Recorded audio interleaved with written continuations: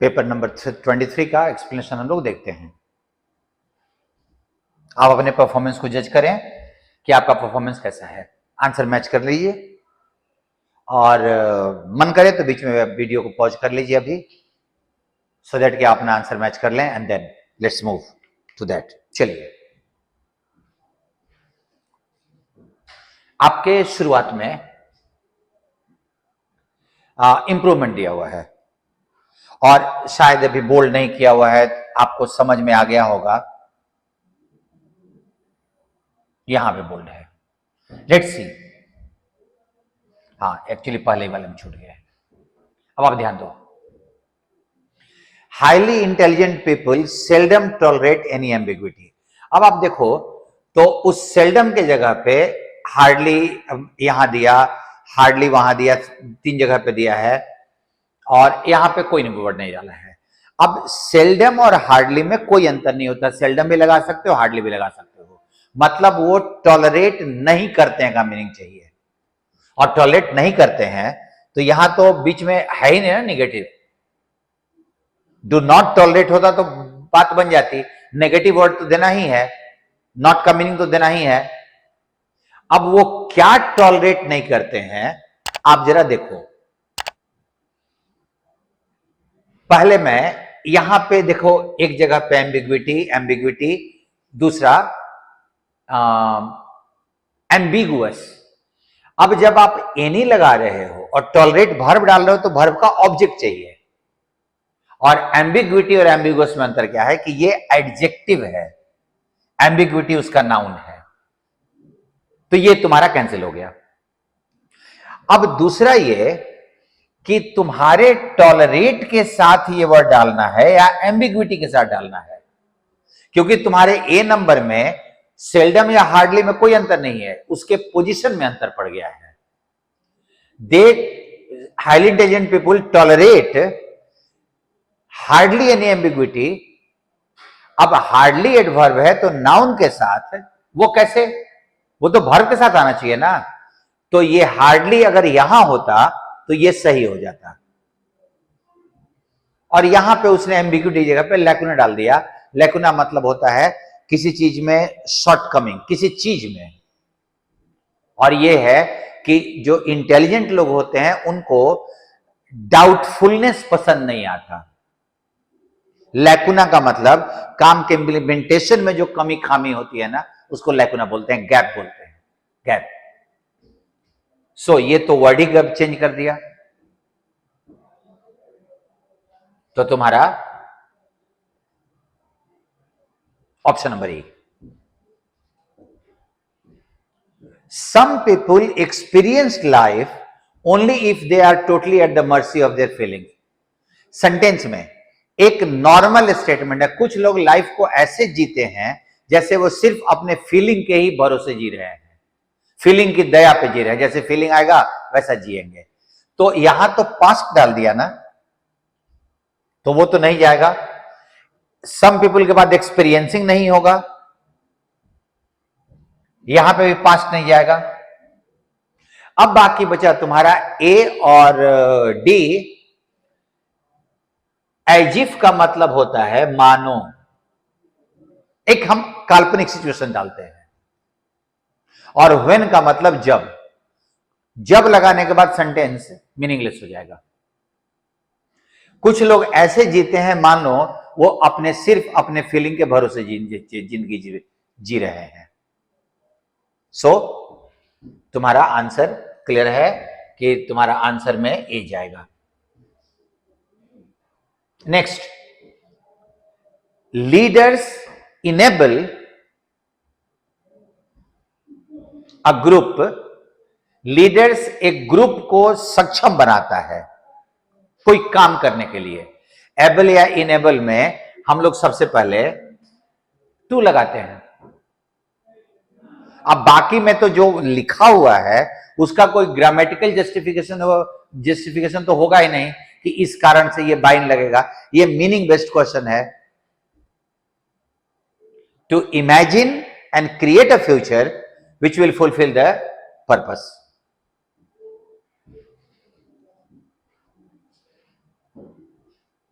अब यहां पे एक फिलर है और ये फिलर वर्ड्स फिलर है और ये मेंस का क्वेश्चन तुम्हारा हो गया।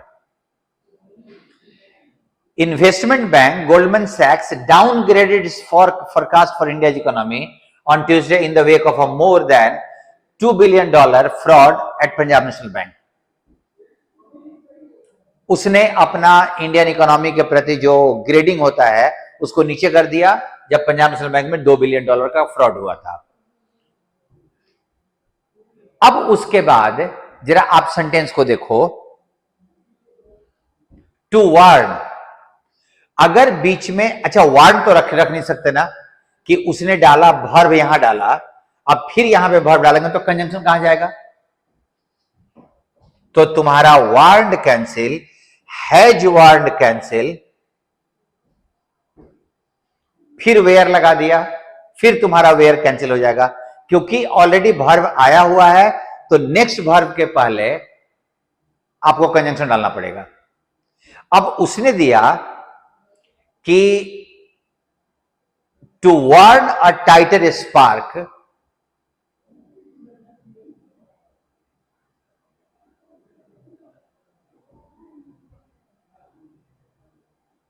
अच्छा हाँ एक चीज और देखना है, ये नाउन हो गया, मैं एक्सप्लेनेशन देख रहा था कैसे होगा, यहां पे स्पार्क वर्ब हो गया और यहां पे ये एक एडजेक्टिव हो गया टाइट का और यहां पे लगा हुआ है नाउन। तो अगर हम यहां पे अ टाइटर स्पार्क डालेंगे क्योंकि ये लगा है तो उसी इसलिए लगा है, तो नाउन के बगल में फिर से नाउन, तो तुम्हारा ये कैंसिल। और अगर तुमको कंजंक्शन यहां नहीं दिख रहा है तो याद रखना कि यहां पे दैट छुपा हुआ है। दैट कहीं लगाना हो और वो नहीं लिखा हुआ रहे तो वो माना जाता है कि वो वहां पे छुपा हुआ है, अंडरस्टूड है। सो तुम्हारा आंसर इज बी। ये वार्न करते हुए कि it could spark a tighter regulation of the banking sector that would constraint to, उसने ये वार्न करते हुए इसका क्रेडिट रेटिंग कम किया कि इस फ्रॉड के बाद बैंकिंग रेगुलेशन टाइट हो जाएगा और जिसके चलते ग्रोथ कम होगा। नेक्स्ट, अब तुम्हारे पास 5 नंबर में जरा ध्यान देना, no fewer than 16 accidents derailments were caused by inept track management across 5 years, 5 railway zones. 16 से कम एक्सीडेंट्स नहीं हुए थे 5 रेलवे जोन में। कंसिडरिंग दैट बिटवीन, अब अच्छा अगर दैट लगा रहे हो, ठीक है, देखो इसको ऐसे क्वेश्चंस को ना एक एक काम करते हैं कि अंडरस्टैंडिंग से ऐसे मेंस के क्वेश्चन बनाने में मैं बार बार देखता हूं कि अगर हमारी अंडरस्टैंडिंग कमजोर है, आपने देखो आपने सही बनाया गलत बनाया है वो आप तो कितना आपका हुआ है वो देखो, मैं जो रुक के अभी देख रहा हूं ना वो मुझे ये देखना होता है कि no fewer than 16 accidents derailments were caused by, तो जब ये डाल दिया तो उसके पहले मेरे को सब्जेक्ट चाहिए इन अ वे या कोई एडवर्बियल पार्ट चाहिए। By inept track management across 5 railway zones and loss creating, फिर एंड यहां कंजंक्शन आया क्योंकि सब्जेक्ट और वर्ब यहां फिर से आ गया है, सब्जेक्ट और वर्ब आ गया। तो जब आपके पास 2 वर्ब है, एक कंजंक्शन है, had been imposed on as many as इतना, तो ये कि हम एक कंजंक्शन और डालेंगे तो यहां पे जब 3 कंजंक्शन हो जाएगा तो 2 वर्ब चाहिए और वर्ब तुम्हारे पास 2 ही है। देखो अभी जो हम लोग काम कर रहे हैं ना पार्सिंग का, वो यहां पे बहुत अच्छा काम कर रहा है कि तुम्हारे पास वर्ब 2 है, कंजंक्शन एक लगा है, अब फिर हमने अगर कंजंक्शन अलग तीसरा वर्ब चाहिए था तो वो तो कैंसिल हो जाएगा, फिर यहां पे उसने एक वर्ब डाल दिया, एक्सप्रेस्ड और 2014 एंड 17 एक्सप्रेस्ड कोई मतलब नहीं बनता है। यहां पे देखो फिर उसने वाज डाल दिया। अब इन दोनों में से एक चुनना है क्योंकि उसने कंजंक्शन लगाया है लेकिन उसके पहले उसने भर भी डाला है। तो तुम्हारे पास दो कंजंक्शन लगाने के बाद एक एक्स्ट्रा वर्ब डालेगा तो इट क्वेश्चन दैट, इसने प्रश्न उठाया या इसने इस चीज को पॉइंट आउट किया। प्रश्न तो नहीं उठा रहा है, एक स्टेटमेंट दिया हुआ है। अगर प्रश्न उठाएंगे तो आगे में कुछ डाउट टाइप का व्यक्त करेंगे और वो डाउट व्यक्त नहीं किया हुआ है। सो ये प्रश्न नहीं उठा रहा है, ये सिंपल एक स्टेटमेंट दे रहा है। सो इट नोटेड दैट, इसने पॉइंट आउट किया कि। नेक्स्ट तुम्हारा स्टार्टर। मैं स्टार्टर्स भी नॉर्मल रख रहा हूं क्योंकि वो भी आता है popularly, cloze test, sentence arrangement, ये तीन चीज को मैं टारगेट पे रख रहा हूं। Your income tax return for the past years are required, तुम्हारा इनकम टैक्स जरूरी है। ओनली देन, तभी your passport application will be considered, मतलब ये एक कंडीशन है जिसके बाद तुम्हारा पासपोर्ट एप्लीकेशन कंसिडर किया जाएगा। अब अनलेस का मतलब होता है इफ नॉट, तो अगर तुम अपना 3 साल का पास इनकम टैक्स रिटर्न नहीं सबमिट करते हो, क्योंकि इफ आ जाता है यहां और नॉट चला जाता है वर्ब में। इफ यू गो का मतलब, सॉरी, अनलेस यू गो का मतलब if you do not go. Verb को निगेटिव बना के पढ़ा जाता है। तो अनलेस यू सबमिट का मतलब कि अगर तुम सबमिट नहीं करोगे तो हम कंसीडर नहीं करेंगे। सेम, तभी हम कंसीडर करेंगे, मतलब कि अगर तुम सबमिट नहीं करोगे तो हम कंसीडर नहीं करेंगे, 1 नंबर जाएगा। After your passport application for, अब पता नहीं कैसे क्या लिख दिया, तुम्हारे पासपोर्ट एप्लीकेशन को जमा करने के बाद, नहीं, तुम्हारे इनकम टैक्स रिटर्न को जमा करने के बाद हम तुम्हारे पासपोर्ट एप्लीकेशन पे। सो 2 नंबर है। Without your passport application, no, गलत, उसने विदाउट सही दिया है, आफ्टर सही दिया है। Without your submission of income tax return for past 3 years, ऐसे करना पड़ता तो ये सही होता। सो 2 और 3 cancel, only 1 will be there. Next देखो, he has lost his ration card, उसका राशन कार्ड खो गया है, therefore he is facing certain problems, उसको समस्याएं हो रही हैं। his loss of ration card, अभी तो 4-5 वर्ड डाल दिया ना उसने, आगे में तुमको फ्री छोड़ा है, क्या लिखोगे तुम? तो मैं आगे में लिख देता हूं जो भी लिखना है। his loss of ration card is causing him certain problems, वही मीनिंग आ रहा है। Because of his loss of ration cards, he is facing, he is facing certain problems. The problems that he has been facing is because he has lost the ration card. So, तीनों तुम्हारा जा रहा है यहां पे। हम आराम से लिख सकते हैं। ब्लैंक स्पेस में क्या लिखना है ये तुम्हारी मर्जी है, तुम जो लिखना चाहो, बस दोनों सेंटेंस का थॉट उस सेंटेंस में पूरा हो जाएगा। Next, if you need a ticket please stand in Q. If you need a ticket, चलो आराम से हो गया। और इफ का इक्वल होता है इन केस। आप में से बहुत सारे लोगों ने 1 और 2 दिया होगा। एक बात ध्यान रखना कि आंसर में आपका ऑल द 3 दिया हुआ है, शुड को भी हम इफ के मीनिंग में, इफ के तरह कंजंक्शन के रूप में हम इस्तेमाल करते हैं, लेकिन इसका कंडीशन होता है जब आपको इफ के साथ सब्जेक्ट और V1 या V5 यूज करना हो, तभी कंडीशन है।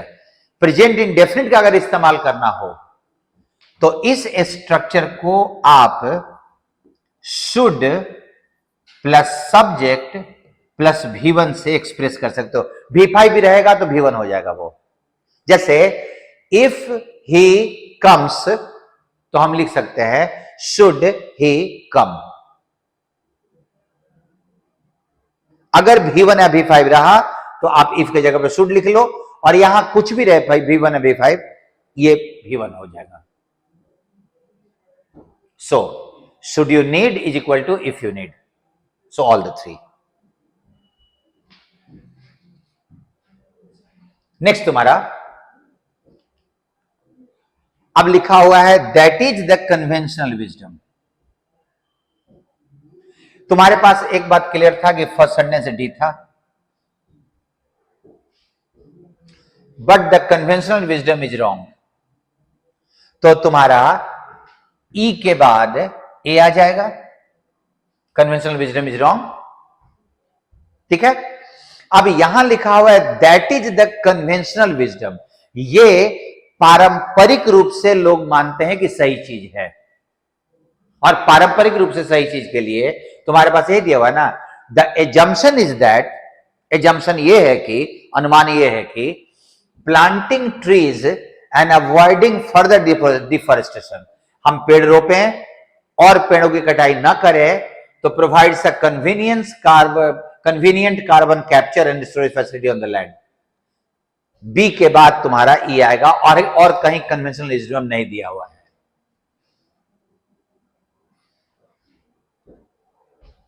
ठीक है, लेकिन उसने बोला कन्वेंशनल विजडम गलत है। अब जरा देखो, कंसिडरिंग ऑल द इंटरैक्शंस, सारे इंटरैक्शन को कंसिडर करते हुए, तो उसके पहले कहीं ना कहीं इंटरैक्शन तो देगा, और इंटरैक्शन तुम्हारे एफ नंबर में है। In reality the cycling of carbon, energy and water between the land and atmosphere, ये सब इंटरैक्शन है ना, तो उसके बाद ही ना कंसिडर करेंगे, तो तुम्हारा एफ और उसके साथ सी, और तुम्हारा फाइनल सीक्वेंस रेडी हो गया। डन। अब देख लो, वर्ड्स को, क्लू को टारगेट करके अगर आप बनाओगे तो ये बहुत आसानी से बनेगा।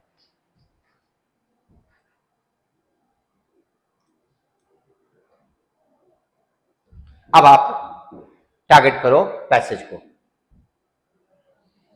मास माइग्रेशन, अभी मैं एक काम करूंगा, मैं चूंकि यहां पे थोड़ा सा साइज में छोटा हो जाता है, आपके पास पेपर है, मैं इसको, ये जो डायरेक्शन है ना, उसको मैं हटा दूंगा, ताकि आपके पास देखने में बड़ा बड़ा वर्ड दिखाई पड़े।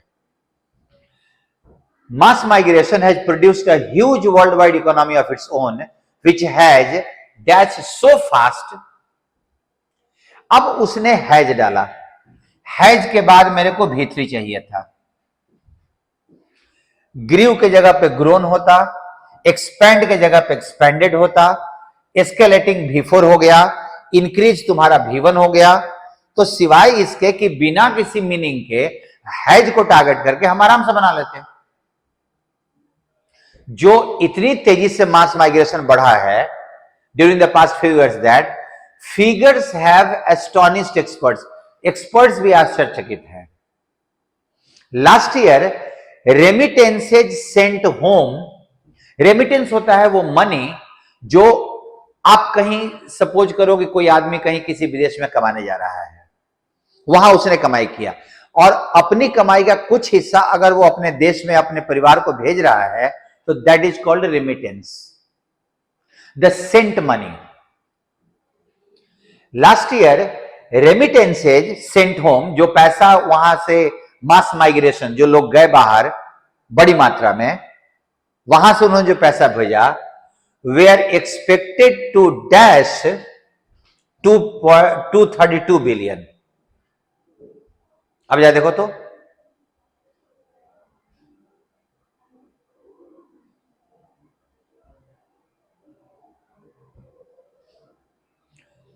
अब यहां पे टू राइज टू 2 बिलियन या टू एक्सीड, वो 232 बिलियन से भी, डॉलर से भी ज्यादा होगा। अब तुम्हारे पास आंसर में शायद मैंने कुछ गड़बड़ किया है, 15 का शायद डी मैंने नहीं दिया हुआ है।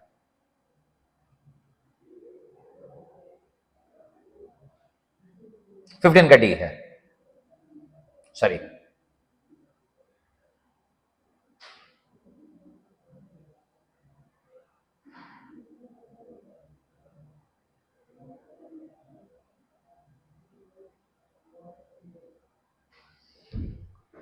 वो उससे भी ज्यादा होगा। ठीक है, आगे, क्योंकि राइज डालोगे ना, एक्सपेक्टेड टू राइज 2 होता, और कोई वर्ड जाएगा नहीं। 2.3 billion according to the World Bank which tracks these figures. Dash, अब ये वाला क्वेश्चन गलत हुआ होगा मे बी, और इसके स्ट्रक्चर पे आप ध्यान दो। डैश 2, अब 2 जो होता है ना, 2 या ऑल 2, ये तुम्हारा एक नॉर्मल कंजंक्शन है। अब जैसे लिखे हैं हम लोग, 2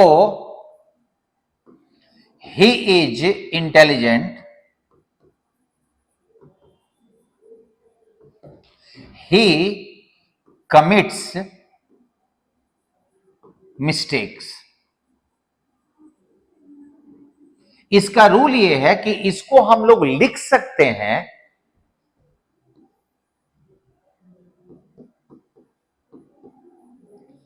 इंटेलिजेंट एज ही इज। हम ऐसे लिखते हैं, 2 का इस्तेमाल यहां नहीं करते, बट राइटर ने ऐसा कर दिया है।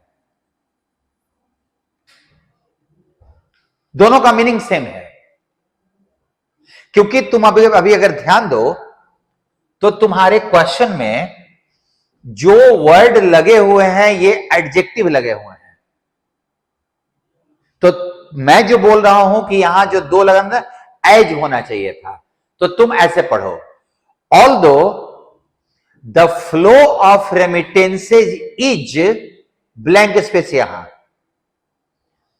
इस बाहर से पैसे का आना ये है to alleviate the plight of the migrants family, कि माइग्रेंट्स फैमिली की जो बुरी स्थिति है उसको सुधारने के लिए बाहर से इस पैसे का आना ये है। तो वो तो वाइटल है ना, इंपॉर्टेंट है।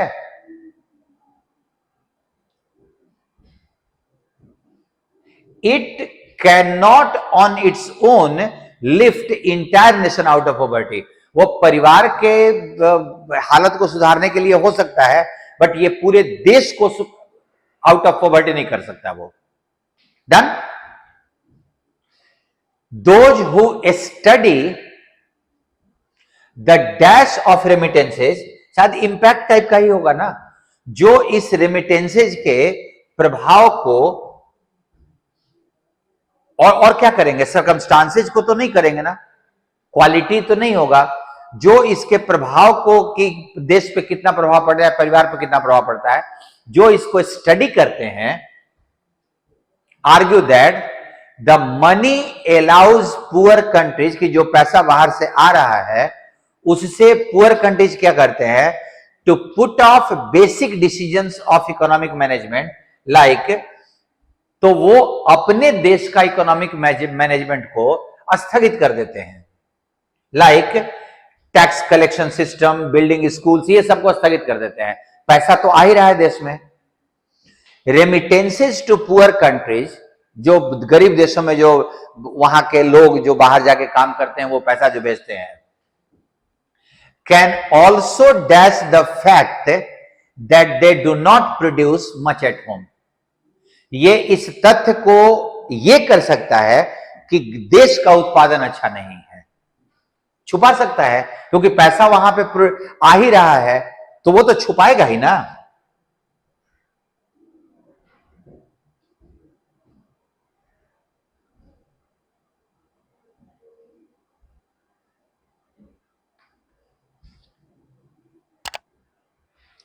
एक गलती हो गई है मेरे से, यहां पे एक्चुअली मार्क नहीं था, मास्क था।